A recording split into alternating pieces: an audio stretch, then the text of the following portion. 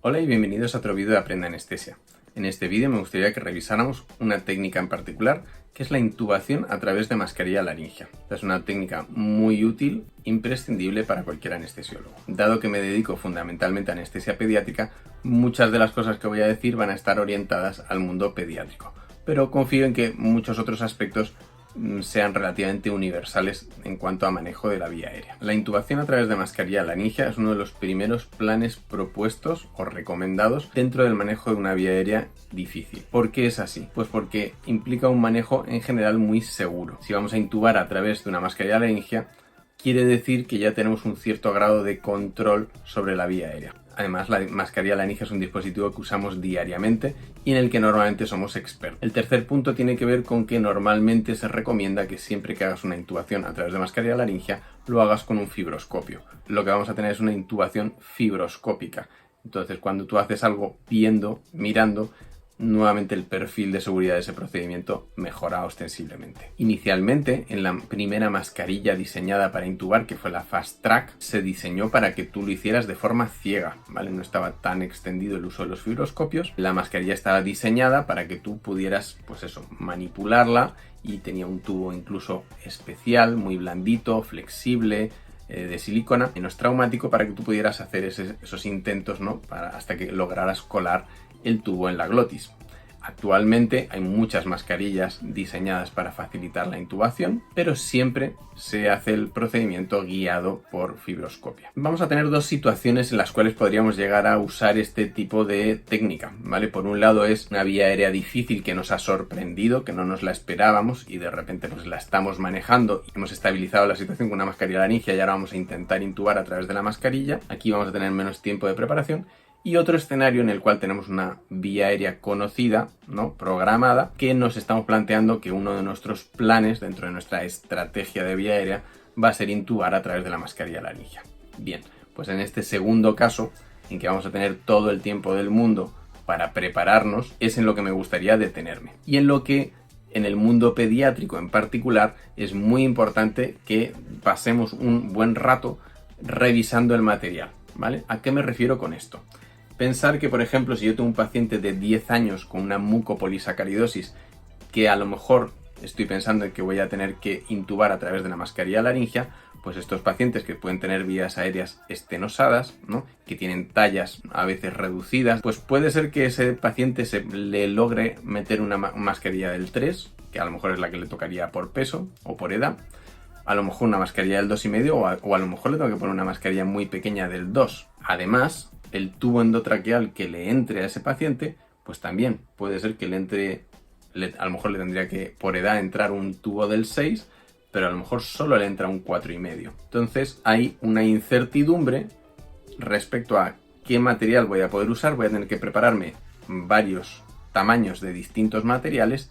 Y además, muy importante, tengo que asegurarme o confirmar antes de que todo pasa a través de todo. Porque a lo mejor si uso la mascarilla grande, pero un tubo pequeño, el tubo, cuando yo intube, desaparece y lo pierdo, ¿no? En la profundidad de la mascarilla y no lo puedo manipular después. Porque la mascarilla es tan grande y el tubo es tan pequeño que me quedo con corto de tubo.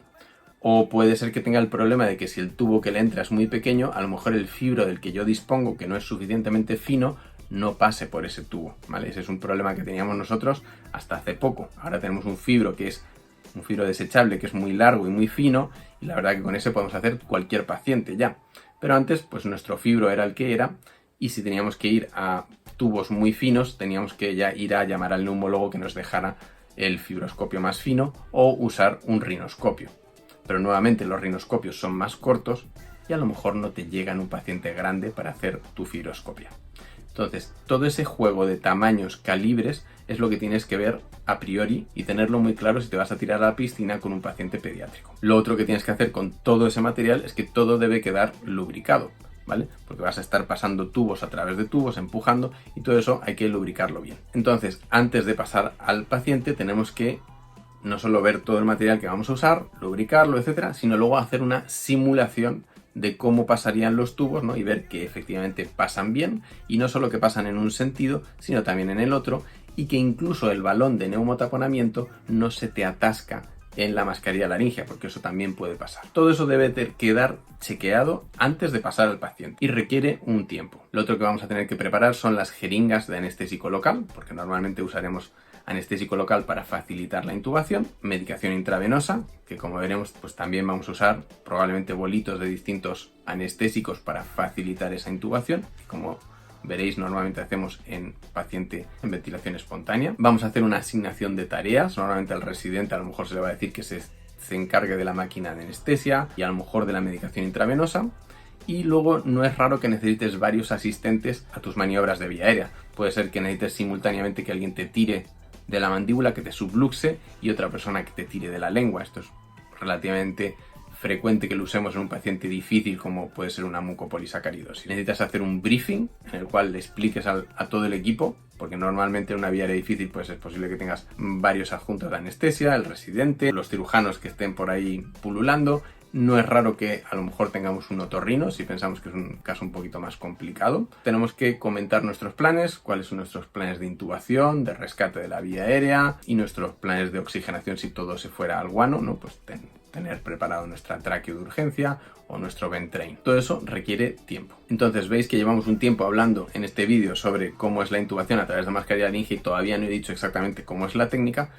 Pero eso es lo correcto, ¿vale? Antes de hacer una de estas intubaciones hay que pasar un buen rato preparándose el material, ¿vale? A mí me suele llevar mínimo unos 15 minutos tener todo listo. Otro aspecto a considerar sería la preparación del paciente. ¿Cómo lo vamos a premedicar? Podemos premedicarle por un lado con ansiolíticos, etc. El fármaco ideal, seguro que conocéis, es la dexmedetomidina, ¿no? Que tiene unas condiciones para los procedimientos de vía aérea muy favorables, y no es raro que los premediquemos también con atropina oral, ¿vale? Si no tiene la vía cogida, se le puede dar atropina oral unos 3/4 de hora antes del procedimiento y eso va a secar las secreciones, va a facilitar el efecto del anestésico local sobre la mucosa de la vía aérea. Es bueno que te acuerdes de prepararte tus pinzas Magil por si tienes que tirar de la lengua, como decíamos. Debes tener un conector swivel, ¿vale? Para poder trabajar a través de él con tu fibroscopio. Y como decía, no es raro que en casos difíciles siempre avises a algún compañero que te ayude, ¿vale? Porque se suele necesitar varias manos de forma simultánea. Bien, pues hemos gastado nuestro tiempo, hemos hecho nuestro briefing, hemos preparado todo. Y ahora ya sí vamos al procedimiento. ¿Cómo lo haríamos? Y os voy a decir cómo lo hacemos nosotros. Normalmente vamos a empezar desde luego con un paciente en ventilación espontánea. Normalmente lo dormimos con gas, ¿vale? Con sevoflurano en dosis altas, en concentraciones altas. Vamos a dejar que el paciente esté bien profundo antes de manipularle. Vamos a meter una mascarilla laringea y nos vamos a asegurar que esa mascarilla laringea se adapta bien, ¿vale? Que tenemos un buen sello, que tenemos buena capnografía, que podemos ver el expirado, ¿no? Y podemos confirmar cuando el paciente se ha denitrogenado, tiene más de un 85% de oxígeno en el gas expirado. Y entonces, con ese paciente profundo y muy bien oxigenado, entonces ya nos metemos a manipular la vía aérea. Lo primero que vamos a hacer es la fibroscopia. Entonces, por el conector swivel abrimos, nos metemos con el fibro, llegamos hasta la glotis y cuando vemos glotis conectamos nuestra jeringa de anestésico local, que suele ser una jeringa de 10, en que metes 1,5 centímetros de lidocaína y el resto de aire, ¿vale? Y entonces administras eso en bolo y pues produce una especie de ducha, ¿verdad?, de lidocaína sobre las cuerdas. Normalmente sobre las cuerdas vamos a usar lidocaína al 2 y bajo las cuerdas lidocaína al 1. En pacientes adultos necesitarías mayores concentraciones, pero en adultos normalmente esto se hace despierto. Como nosotros lo hacemos con gas, pues normalmente con esas 2 concentraciones suele ser suficiente. En niños muy pequeños probablemente solo usaríamos lidocaína al 1%. Cuando haces este spray sobre las cuerdas no es raro que el paciente tosa, ¿vale? O que aguante la respiración, o que haga un laringoespasmo, etc. Lo que hacemos es esperar, a veces administramos algún bolito de propofol y esperamos a que el paciente se le pase. Una vez que el paciente ha recuperado la ventilación espontánea, dejamos que vuelva a oxigenarse bien y que vuelva a tener un sebo expirado alto. Posteriormente nos metemos ya con el fibro hasta la tráquea. Ahí volvemos a repetir la maniobra y ponemos más lidocaína. El paciente es frecuente que vuelva a toser, bueno, y ya nos salimos, ¿vale? Nuevamente esperamos a que el paciente se recupere, que se oxigene bien, y ahora lo que vamos a hacer es, en vez de meternos por el conector swivel, como no podemos trabajar y pasar los tubos a través del conector swivel, lo que vamos a hacer es desconectar de la mascarilla laringea y ahora ya vamos a trabajar a través del conector directo de la mascarilla. Normalmente lo que hago con las tubuladuras es que le voy a pedir a alguien que me las deje cerca, ¿no?, abocadas a la mascarilla laringea, ¿vale? Y que nos deje un huequito por el cual trabajar con el fibroscopio. De esta manera el paciente que sigue respirando le llega algo de ese oxígeno y sevoflurano que viene por las tubuladuras. Ahora entonces lo que vamos a hacer es montar el tubo endotraqueal en el fibroscopio y nos vamos a meter directamente por la mascarilla laringea y vamos a tratar de llegar hasta la tráquea. Una vez en tráquea avanzaríamos el tubo. Como el paciente no está relajado, puede ser que te cueste pasar el tubo. Ya sabéis que hay una serie de maniobras en las cuales uno gira el tubo para cambiar el ángulo del bisel y ahí pues haces la prueba de ir girando hasta que te pasa el tubo. No hay que forzar, no hay que ser brusco. Si el tubo no pasa, pues a veces podemos dar bolos de propofol para tratar de relajar las cuerdas, o a veces si ya hemos valorado esa vía aérea y nos ha parecido, mientras hemos ido haciendo la fibro, etcétera, que el paciente es fácil, que no es muy difícil, que se ventila bien, que responde bien, pues es probable que antes de hacer esa maniobra de pasar el tubo lo relajemos. Ya sigamos todo el procedimiento con el paciente relajado. Bien, una vez que hemos pasado el tubo y que el tubo está en la tráquea, retiraríamos nuestro fibroscopio y ahora lo que toca es avanzar tubo y retirar la mascarilla. Como el tubo se va a quedar muy cerca de la mascarilla, pues uno no puede retirar la mascarilla. Lo que necesita es un tubo que conectamos en el nuestro y empujamos con eso. Es lo que llamamos el tubo empujador, ¿vale? Entonces vamos a enganchar los dos tubos y vamos a empujar el tubo. Una vez que el tubo está bien profundo, tiramos y soltamos el tubo empujador al tiempo que alguien está sujetando el tubo endotraqueal por dentro de la boca. Ahora ya solo nos queda sacar la mascarilla, que lo único que va a seguir enganchado va a ser el balón de neumotaponamiento. Por eso os decía que es importante haber simulado que ese balón de neumotaponamiento, al igual que el tubo, pasa bien por la mascarilla laringea. Con esto habríamos completado nuestra intubación. Ahora conectaríamos, ¿verdad?